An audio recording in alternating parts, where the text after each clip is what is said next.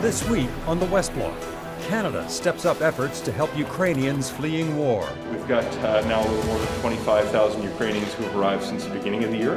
The first federal chartered flights for Ukrainian refugees are announced, but thousands more wait for approval. We continue to be absolutely committed to getting as many people out of Afghanistan as possible. Afghan refugees plead for Canada's help after threats from the Taliban.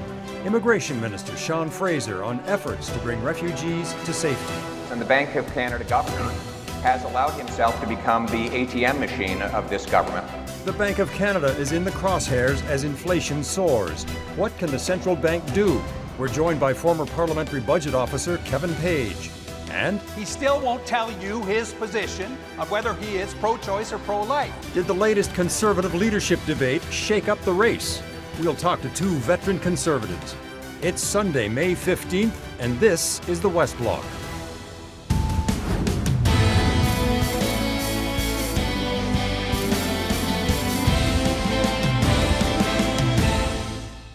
Hello, and thanks for joining us. I'm Eric Sorensen.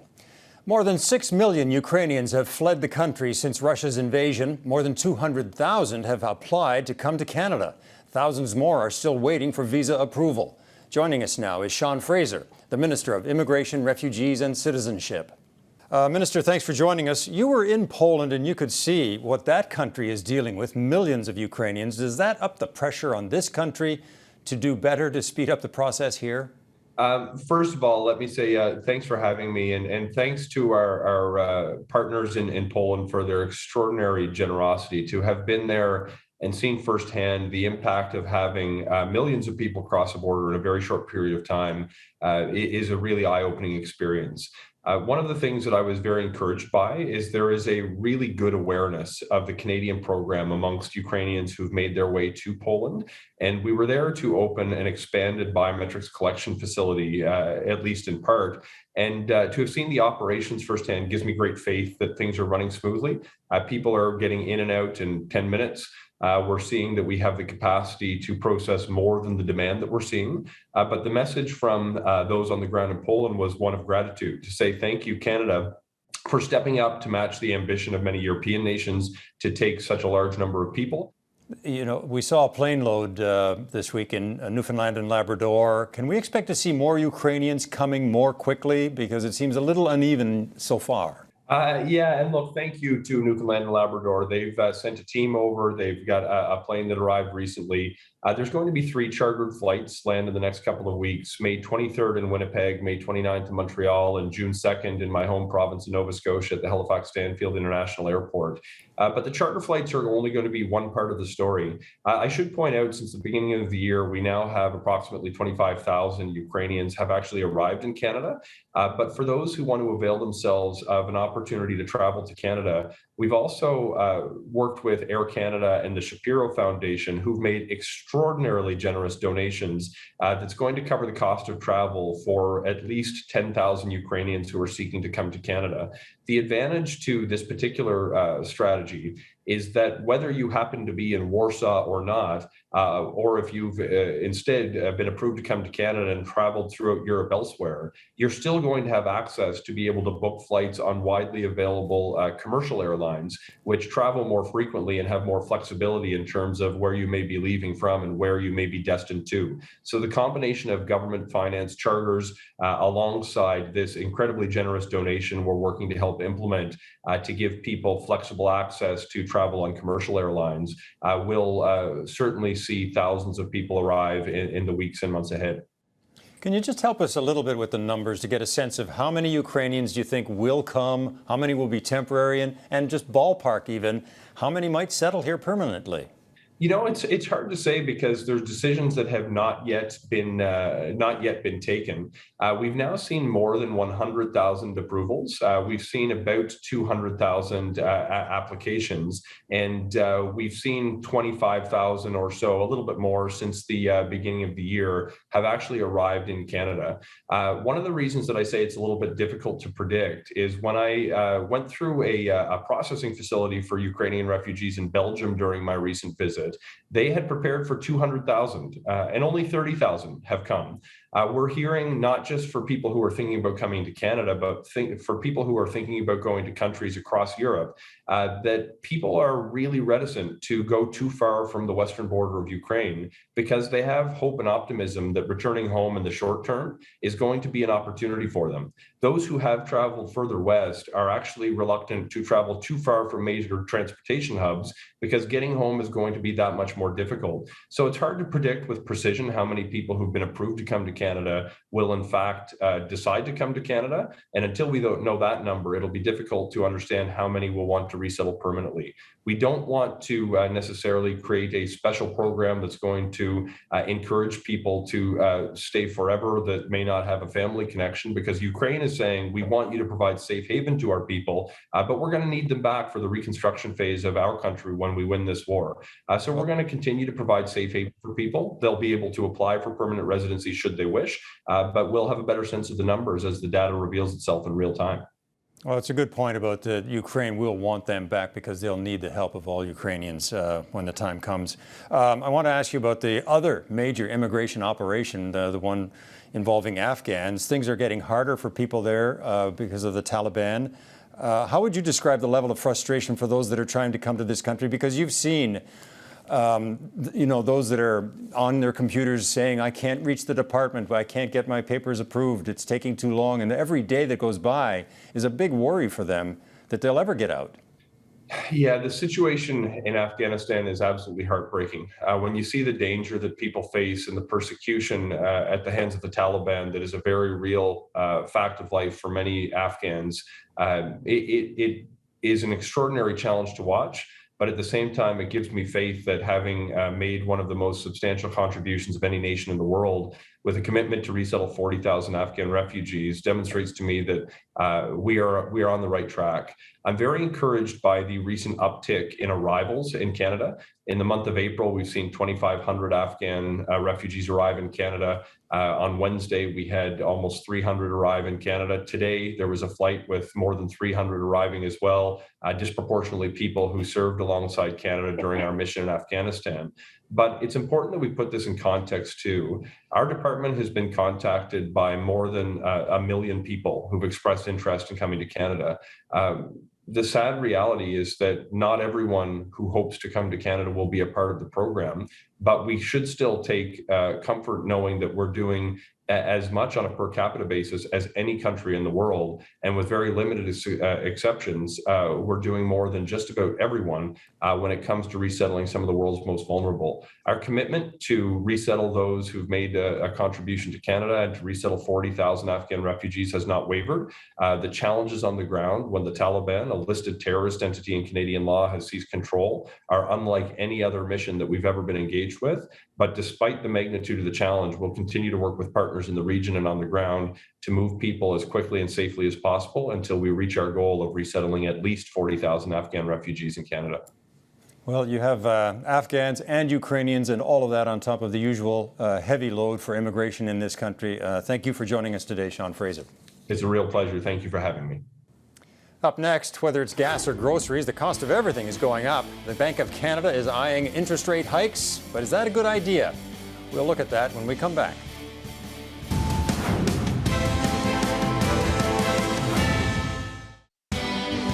You're watching the West Block on Global. Whether it's filling up your tank with gas or buying groceries, the cost of living is going up. Inflation, unlike anything we've seen in 30 years, is the culprit. When we buy a basket of goods and services for, say, $100, the Bank of Canada's inflation target of 2% would see the average cost go up to $102 the following year. A little bit of inflation can be a good thing to boost the economy, get consumers spending now, not later. In the early 1990s, after years of high inflation, the bank set that 2% target, and through ups and downs has kept pretty close to that until we started coming out of the pandemic. Prices have spiked, and inflation is now up to 6.7%. The question, where is inflation headed next?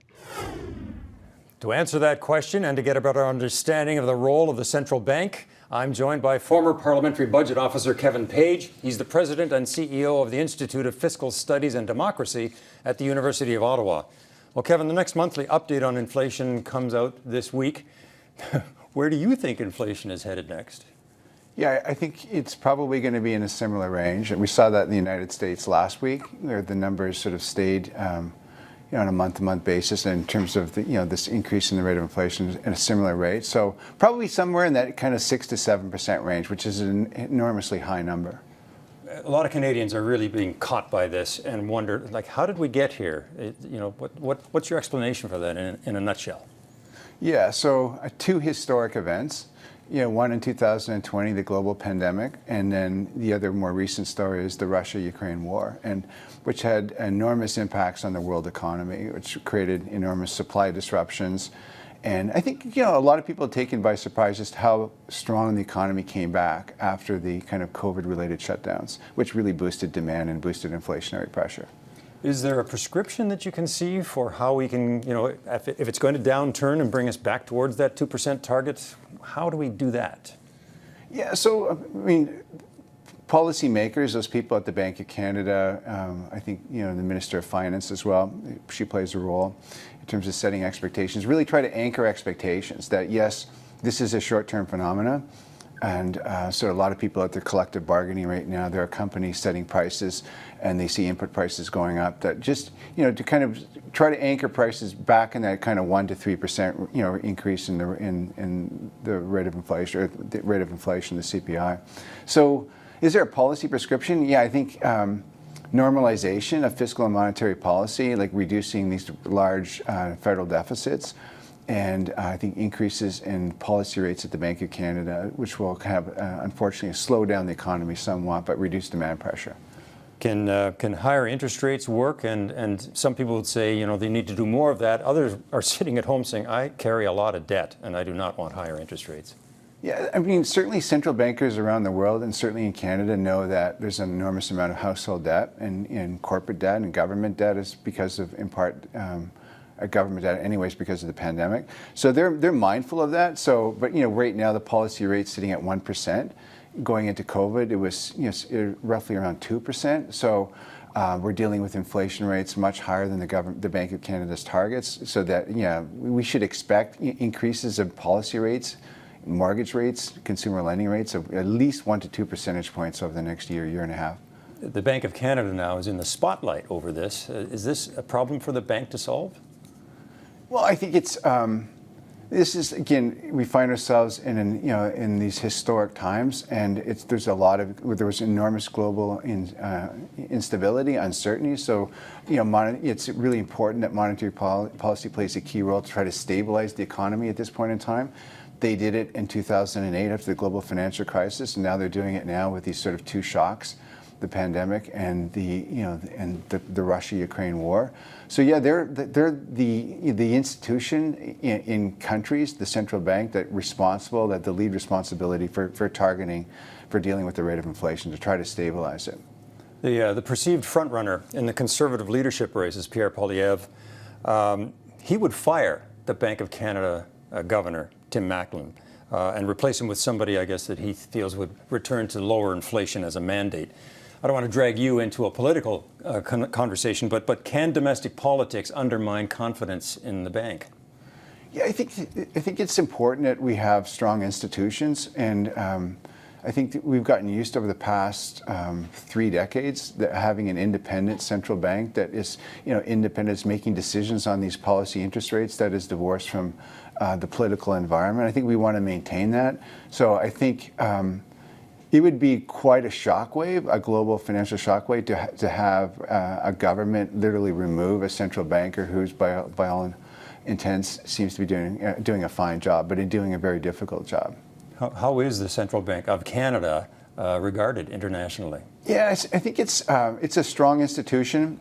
People like me that read those monetary policy reports see it as a very transparent document. It's certainly staffed with great professionals. Mr. Macklem is a highly regarded central banker, and he comes on the heels of other highly regarded central bankers in Canada, including Stephen Paulus, including Mr. Carney, including David Dodge, and many others. So it's a strong institution. I think it's just I think it's a very simplification to assume that if we just change the leader, that somehow this sort of global environment, and inflation truly is a global issue, just somehow disappears. Well, and for that matter, can the bank or the Canadian government on their own bring inflation down in this country? No. This is the nature of these shocks. Again, if I'm sure Mr. Poilievre and others, if they just pick up the latest version of the Economist magazine and they flip to the back pages, they will see that, and they look at these economic indicators, inflation rising well above 8% in the United States, on average above 7% increases in Europe. So Canada is actually, we're sitting on the low end of that sort of distribution. There are a few other countries that have lower inflation rates. This is a global phenomenon. These are, a lot of it is supply related, and it's because of those very strong supports that went in 2020 to maintain, to help during the lockdown. I think there's just the economy's come back really fast. And eventually markets will adjust. These policy rates we're going to adjust to, they're going to go up. It'll slow the economy a little bit. So I think over the next couple of years, we could see inflation back, maybe in that 3% range. That's really helpful. Thanks for coming in. It's good to be with you. All right. Up next, did last week's Conservative leadership debate shake up the race? We'll ask two former Conservative cabinet ministers to weigh in.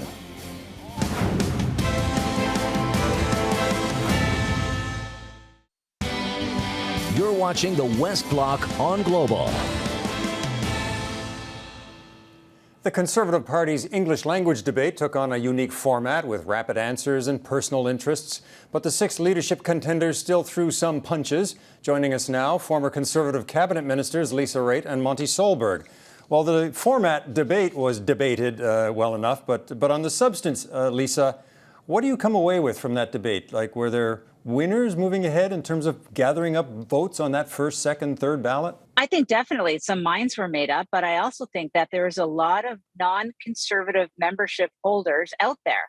And I think they were watching to see what kind of an alternative that the Conservatives were thinking of putting forward to go up against the Liberal government.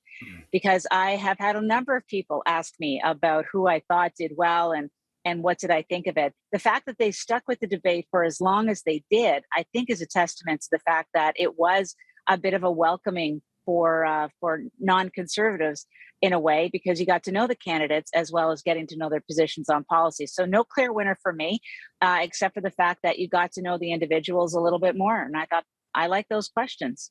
Monte, it's the only English debate. Do you see momentum for anyone coming out of it? Well, I thought some of the sort of secondary candidates, if I can call them that, had a chance to introduce themselves their first time on a national stage to really lay out who they are and what they believe in. They probably gained the most from the discussion. Jean Charest had an opportunity to sort of reintroduce himself to Canadians. Of course, he's been around for a long time, and I thought he did quite a good job. Pierre Poilievre certainly made himself clear on a few issues and had a chance to lay out his primary concerns around the economy and those kinds of things. An unfortunate, I would say, strategy error in not leaving himself enough time to respond or enough opportunities to respond in the last almost half hour of the debate, which was unfortunate because it really got on to some of the issues he cares about the most. Well, let me get on to one of those. Our previous guest, Kevin Page, spoke to the importance of preserving the independence of the Bank of Canada. Pierre Poilievre says he would fire the governor, Tiff Macklem. Does that help him win the leadership, Lisa? I don't think so. I know that when Doug Ford ran for premier in 2018, they made a lot of noise around the fact that the CEO of the OPG was making $6 million a year and how atrocious it was because people were paying high prices in electricity. That was the contrast, and it was successful. I don't think going after the governor of the Bank of Canada is going to be extremely successful, either outside or inside of our party. And my proof point is I have lots of mid-20s, early 30s folks who are interested in our fiscal party because they're not happy with what's happening in the government. And then they stop short and say, but this Bank of Canada thing, I don't get it. And that's unfortunate. Monte, you came in with Reform Party on a high in 1993, but it took 12 to 13 years for Conservatives to take back government from the Liberals. Could the party be defining itself too narrowly for the next election again? Well, I think the opportunity here is to remind people why they want to fire Justin Trudeau. He's the one that I think most Canadians are are concerned about. My concern is that, Pierre is in a strong position. He's probably leading overall, but he needs to be concerned about second place votes or second choice votes. I don't think he won any second choice votes by promising to fire somebody that not 1 in 100 people could pick out in a lineup. So, I think it's a bit misplaced. The other danger for Pierre is, some people have said, he's showing that he's too risky. As a young guy, he carries the burden of proving that he's not going to be imprudent and not do rash things. This doesn't help him. Lisa, Monte talked a little about Jean Charest reintroducing himself. Is his progressive conservatism that we're more familiar with from a previous generation, is that out of step with today's conservatism? Well, it's never out of step, leadership. And I think when you can enunciate why you're seeking the leadership and why you want to come back to help Canada and why Canada is so important, that transcends whatever flavor of politics you want to ascribe to a person's time in a certain office. And I thought he did that very well. He made the point both off the top and then in his close, which I thought was exceptionally strong, as to why he is running, what it means, what the stakes are for Canadians, and why he should be the leader. Can I just ask you to take a moment, though, to talk about something else? We saw Jug Meat Sing in the last week was accosted by protesters. It was vulgar. Does this trend of in your face with public figures worry you, Lisa? Always. Nobody wants to see anybody to be accosted, and it's horrifying, and it does happen in all parties, and it happens in various periods of time. But I think what's being tapped into now is just this great anger there is against the current government in place, and now the NDP, because of the fact that they are supporting this government until 2025. And that's manifesting itself. I have not seen this level of anger towards a party in my political life. I will be truthful about that. Even when everybody was mad at my government, the Stephen Harper government, it didn't go to this level. And as a result, we do have to take a look at what's caused it, why is it happening, and quite frankly, how are we going to protect our political leaders? Monte, last thought to you. Well, I've seen this before. Preston Manning experienced a lot of hate and vitriol going on to university campuses back in the day. But this is really bad, I agree. And I think part of the responsibility of anybody aspiring to leadership these days is to make sure to be responsible with their rhetoric and, not show any kind of encouragement to, that kind of level of animus. We should see our opponents as opponents, not enemies. And I think that should be made clear from the bully pulpit that political leaders have. All right. That's a good final thought. Monte Solberg, thank you. And Lisa, thank you. That's our show for today. Thanks for watching. We hope to see you back here next Sunday. For the West Block, I'm Eric Sorensen.